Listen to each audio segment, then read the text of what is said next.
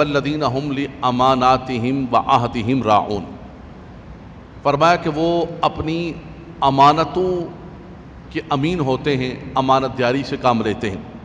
رب کائنات نے قرآن مجید کے اندر اس موضوع پر بہت زیادہ فرمایا ان اللہ یأمرکم ان تؤدوا الامانات الی اہلہا، رب تبارک و تعالیٰ تمہیں حکم دیتا ہے کہ تم اپنی امانتوں کو ان کے اہل کو دو۔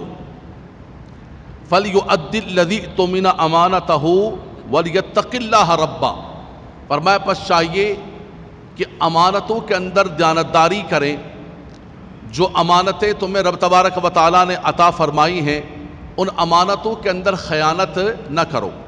ابھی آیت کریمہ پڑھی گئی یا ایھا الذین آمنوا لا تخونوا اللہ والرسول وتخونوا اماناتکم، اے ایمان والو اللہ اور اس کے رسول کے ساتھ خیانت نہ کرو، اور فرمایا کہ لوگوں کی امانتوں کے اندر خیانت نہ کرو۔ اللہ کے نبی صلی اللہ تعالیٰ علیہ وسلم نے فرمایا کسی نے پوچھا کہ یا رسول اللہ متی الساعہ، قیامت کب قائم ہوگی؟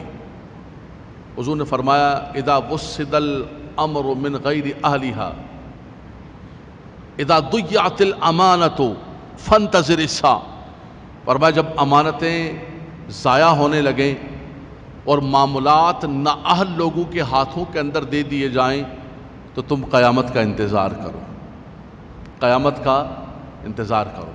جب امانتوں کے اندر خیانت، اللہ کے نبی صلی اللہ علیہ وسلم نے صحابہ کرام سے فرمایا ایک وقت ایسا آئے گا کہ مسلمانوں کی بہت آبادیاں ہوں گی، بہت کثیر تعداد کے اندر مسلمان ہوں گے، لیکن ان آبادیوں کے اندر بڑی مشکل سے کوئی ایک آدھ بندہ امانت دار ملے گا، ایک آدھ بندہ۔ لوگ بتائیں گے کہ ہمارے علاقے میں ہمارے محلے میں ایک آدمی ہے بڑا امانت دار ہے۔ اور حضرات گرامی ایک بات یاد رکھیے گا کہ امانت جو ہے ایک تو مال سے منسلک ہے کہ آپ کے پاس کسی نے کوئی مال رکھوایا ہے، چاہے وہ ذاتی مال ہے، کسی کی انویسٹمنٹ ہے، قوم کا مال ہے، چیریٹی کا مال ہے، ایوری تھنگ، کسی بھی اعتبار سے ہے، آپ کے پاس کوئی مال ہے، آپ نے اس مال کے اندر امانت داری کرنی ہے اور آپ نے اس کے اندر خیانت نہیں کرنی، سب سے پہلے تو یہ ہے۔ اور اس پر کئی مرتبہ گفتگو ہو چکی کہ اہل مکہ جو ہے آقا دو جہاں صلی اللہ تعالیٰ علیہ وسلم کے پاس اپنی امانتیں رکھوایا کرتے تھے کہ ہم آپ کو نبی تو نہیں مانتے لیکن آپ کو امین مانتے ہیں، آپ امین ہیں، آپ کبھی بھی ہماری امانتوں کو۔ اور ہجرت کی رات اللہ کے نبی صلی اللہ علیہ وسلم نے مولا کائنات کے ذریعے سب کی امانتیں واپس کر کے پھر ہجرت فرمائی۔ ہم تو لوگوں کے پیسے کھا کے حج پر جا رہے ہوتے ہیں، عمرے پر جا رہے ہوتے ہیں، بھائی لوگوں کے پیسے تو دو پہلے ہیں جی، عمرہ کرنا فرض نہیں ہے، پہلے لوگوں کے پیسے تو دو، جن کے پیسے کھائے ہو دے دیں گے۔ لوگوں کے پیسے کھا کے ہم تو عمرے پہ جا رہے ہوتے ہیں اور چکر لگانے جا رہے ہوتے ہیں، لیکن اللہ کے نبی صلی اللہ علیہ وسلم نے ہجرت کی رات حضرت علی کو بلا کر پہلے امانتیں واپس فرمائیں، فرمایا سب کی دے کر پھر آپ نے ہجرت فرمائی۔ تو ایک تو مالی امانت ہے، لیکن اس کے علاوہ جو ہے امانت کی کئی اقسام ہیں۔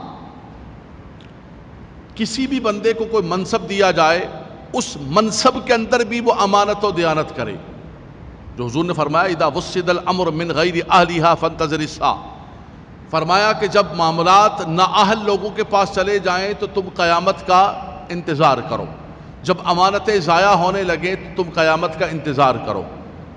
آج پاکستان کا بچہ جو ہے وہ مقروض ہے، آج ہماری معیشت جو ہے اس سطح پر آ کر پہنچ گئی ہے کہ جو سری لنکا کی طرح ڈیفالٹ ہونے والے، زر مبادلہ ختم، ہمارے ڈالر آسمانوں کو چھو رہا ہے اور بالکل ہماری معیشت کو تباہ و برباد کر دیا۔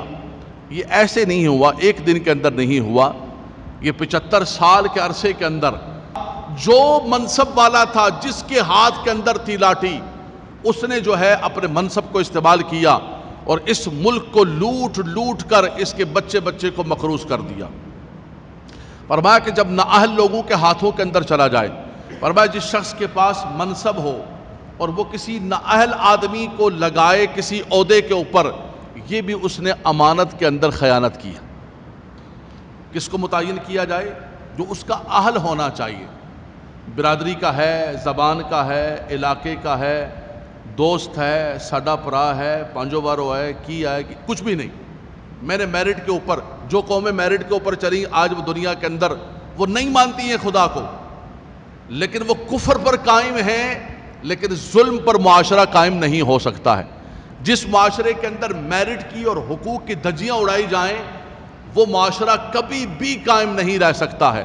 انہوں نے کفر پر رہتے ہوئے ایک معاشرتی اعتبار سے عدل کو قائم کیا, آج وہ دنیا کے اندر لیڈنگ کر رہی ہیں, دنیا کے اندر ترقی کر رہی ہیں. ہم جو ہے مسلمان ہیں, نماز بھی پڑھتے ہیں, قرآن بھی پڑھتے ہیں, رمضان ابھی گزرا ماشاءاللہ. سب سے زیادہ ہمارے پاکستان سے ریکارڈ پوچھنے جا کے سعودیہ والوں سے, سب سے زیادہ ہمارے ویزے لگتے ہیں, سب سے زیادہ ہم جاتے ہیں حرمین طیبین حاضری کے لیے, لیکن سب سے زیادہ کرپٹ بھی ہم ہیں, سب سے زیادہ کرپشن بھی ہم نے کرنی ہے. تو امانت صرف یہ نہیں ہے, امانت یہ ہے کہ ہر صاحب منصب جو منصب پر بیٹھا ہوا ہے, جو سیٹ پر بیٹھا ہوا ہے, وہ اپنے منصب کا غلط طور پر استعمال تو نہیں کر رہا, وہ اپنے کام کو پورا کر رہا ہے, نہیں کر رہا ہے. ہمارے ہاں تو نیچے مزدور سے لے کر ایک چوکیدار سے لے کر ریڑھی بان سے لے کر اور صدر پاکستان تک جو ہے ہر بندہ یہی کہتا ہے کہ جو دا لگ جائے, جو موقع لگ جائے, کام اتار دو. مجھے موقع نہیں ملا ہے, میں صحیح آدمی ہوں, آپ یقین کریں, میں نے کچھ نہیں کیا, آپ یقین مانیں, اس لیے مجھے موقع ہی نہیں ملا. جس کو موقع نہ ملے وہ ساہوکار ہے, وہ بہت اچھا ہے. جس کو موقع مل گیا تب پتہ چلے گا کہ وہ کیا ہے, وہ کیا نہیں ہے. اللہ اکبر. حالانکہ ایک بندہ کسی جگہ جاب کرتا ہے, یہ بھی امانت ہے. آپ نے ایک کانٹریکٹ سائن کیا ہے کہ صبح 9 بجے سے لے کر شام 5 بجے تک, 6 بجے تک میں نے جاب کرنی ہے, میری ڈیوٹی کرنی ہے. یہ اس کے بدلے میں آپ کو مہینے کی اتنی اجرت ملے گی. اب آپ وہ کام ہی پورا نہیں کر رہے, آپ کا کام پڑا ہوا ہے, پینڈنگ پینڈنگ پینڈنگ. بھائی یہ کر لو, کل کر لو, وقت است کے بخشائے, کروں گا کل کروں گا. یاد رکھیے گا کہ یہ بھی امانت کے اندر خیانت ہے. قرآن مجید فرقان حمید کے اندر حضرت موسیٰ علیہ السلام سفر پر جا رہے تھے. وقت نہیں ہے میں اس وقت آیات پڑھوں, صرف اتنا اشارہ کروں گا. تو حضرت شعیب علیہ السلام کی بچیاں جب ملی ہیں راستے کے اندر تو پانی بھروایا حضرت موسیٰ علیہ السلام نے. تو ان بچیوں نے جا کے اپنے والد سے بتایا کہ بابا جان ایک نوجوان ملا ہے ہمیں, یا ابا تستاجر ہو, اس کو اپنے گھر کے اندر اجرت کے لیے, کام کے لیے مزدور رکھ لیں. ان خیر من استاجرت القوی الامین. وہ بندہ کیسا ہے, ایک تو طاقتور ہے, وہ کام کر سکتا ہے, قوی ہے, دوسرا یہ ہے کہ وہ امین ہے, امانت دار ہے. تو امانت ایک پیسے کی ہوتی ہے, ایک کام کی بھی امانت ہوتی ہے کہ جس بندے کو جو منصب دیا گیا, جو کام دیا گیا, جو ڈیوٹی دی گئی, جو اجرت دی گئی, اس کا محنتانہ مل رہا ہے, اس کی اجرت مل رہی ہے, کیا ہم وہ کام پورا کر رہے ہیں؟ اپنے بچوں کو حلال روزی کھلا رہے ہیں, اپنے فرائض منصبی اور اپنی ڈیوٹی کو پورا کر رہے ہیں؟ یہ بھی ایک امانت کا حصہ ہے. ہمیں اس پر بھی غور کرنا ہے. جس بندے کو جو ڈیوٹی ہے, جس بندے کی جو ڈیوٹی ہے. اس طرح انسان کسی جگہ کسی مجلس کے اندر بیٹھتا ہے, مجلس کے اندر گفتگو ہوتی ہے. اللہ کے نبی صلی اللہ علیہ وسلم نے فرمایا المجالس مؤتمن, فرمایا یہ جو مجلسیں ہوتی ہیں, یہ جو گفتگویں ہوتی ہیں, یہ بھی امانت ہوتی ہیں. آپ کو حق نہیں ہے کہ اس مجلس کی گفتگو کو آپ کسی جگہ راز کو افشا کریں, کسی جگہ جا کے بتائیں, الا یہ کہ آپ صاحب مجلس سے پوچھ لیں کہ یار یہ بات میں کسی جگہ کوڈ کرنا چاہتا ہوں, اگر آپ کی اجازت ہو. ورنہ حضور نے فرمایا المجالس مؤتمن, فرمایا یہ مجالس بھی امانت ہیں. ہم نے تو کبھی سنا نہیں, یہ تو منہ سے نکل گئی, چھٹی ہمارے پاس آ گئی, اب تھوڑی تمہارا رہا, اب جدھر مرضی کریں, جیسے مرضی کریں, نشر کریں, بول دیا بھائی, اب تو گیا کام, گیا تمہارا کام, نکل گیا, زبان سے تیر نکل گیا, ختم. نہیں. اس کی وجہ سے سوسائٹی کے اندر, معاشرے کے اندر بہت خرابیاں پیدا ہو رہی ہیں.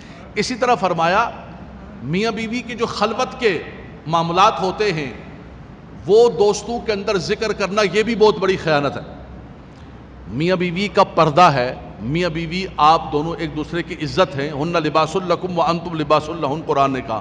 صبح اٹھ کے دوستوں کو آپ اپنے ہم بستری کے معاملات کو, اپنے بیڈ شیئرنگ کے معاملات کو اپنے دوستوں کے اندر بیٹھ کے شیئر کر رہے ہو تو بتا ارے یار یہ فلان ہوا, استغفر اللہ ربی من کل. فرمائے یہ بھی خیانت ہے, یہ خیانت کر رہے ہیں آپ, یہ جرم کر رہے ہیں آپ. اور یہ رب تبارک و تعالیٰ نے آپ کو پردہ داری کا اور ستر کا حکم دیا, آپ دنیا جہان کے اندر اس کو افشا کر رہے ہیں. اور اب تو اللہ تبارک و تعالیٰ محفوظ فرمائے ایسا ہو گیا ہے کہ کسی کے یہاں کوئی مثال کے طور پر کوئی بیوی یا بہو یا گھر کی کوئی پیٹ سے ہوتی ہے، اس کو فیس بک پہ ڈال دیتے ہیں، ہاں فلاں کی جو ہے، یہ اداکاروں فنکاروں نے پورے مسلم معاشرے کو تباہ و برباد کر کے رکھ دیا. لوگ اس کو شیئر کر رہے ہوتے ہیں، لوگ اس کو لائک کر رہے ہوتے ہیں، لوگ اس پہ کمنٹس کر رہے ہوتے ہیں، فلاں کر رہے ہوتے ہیں. تو کسی بھی اعتبار سے دیکھیں، فرمایا مسلم معاشرہ جو ہے، ان اللہ یامرکم ان تؤدوا الامانات الی اہلھا. نبی کریم صلی اللہ علیہ وسلم نے جب فتح مکہ فرمایا تو فتح مکہ کے موقع پر اللہ کے نبی صلی اللہ علیہ وسلم نے وہ جو شیبی خاندان کے پاس خانہ کعبہ کی چابی ہوتی تھی، فرمایا کہ یہ تمہارے خاندان کی امانت ہے، یہ میں تمہیں پیش کرتا ہوں. حضور نے اپنے پاس نہیں رکھی، اپنے کسی رشتہ دار کو نہیں دی. کتنے قریشی کھڑے تھے، کتنے لوگ کھڑے تھے، حضور علیہ السلام نے کسی کو نہیں دی. یہ بھی ہے، فرمایا جو جس کام کا اہل ہے، جس منصب کا اہل ہے، اس کو دیا جائے. ہم کہتے ہیں نہیں یار، یہ آج مجھے منصب ملا ہے، یہ میرا دوست ہے، اور یہ میرا سجن ہے، یہ میرے محلے والا ہے، یہ میری زبان والا ہے، یہ میرے صوبے والا ہے، یہ میرے علاقے والا ہے. 70 سال کے اندر کیا کیا؟ یا تو جو ٹیلنٹ تھا وہ اٹھ کے باہر چلا گیا، یا وہ ٹیلنٹ جو ہے وہ مر گیا، ختم ہو گیا، اور ان منصبوں پہ آ کے نااہل لوگ بیٹھ گئے، جس کا نتیجہ یہ نکلا کہ آج میرے ملک کا دیوالیہ نکلنے لگا. فرمایا جہاں ظلم ہوتا ہے، جو قاضی فیصلے کی کرسی پر بیٹھا ہوا ہے وہ بھی امین ہے اس بات کا کہ وہ تحقیق کرے، تحقیق کرنے کے بعد فیصلہ کرے.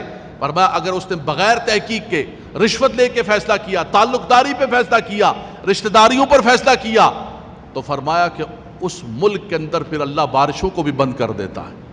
آج ہم رو رہے ہیں نا کہ بارشیں نہیں ہو رہی، جانور مر رہے ہیں. کیوں جانور مر رہے ہیں؟ ہم سب ظالم ہو چکے ہیں، ہمارا پورا معاشرہ ظالم ہو چکا ہے.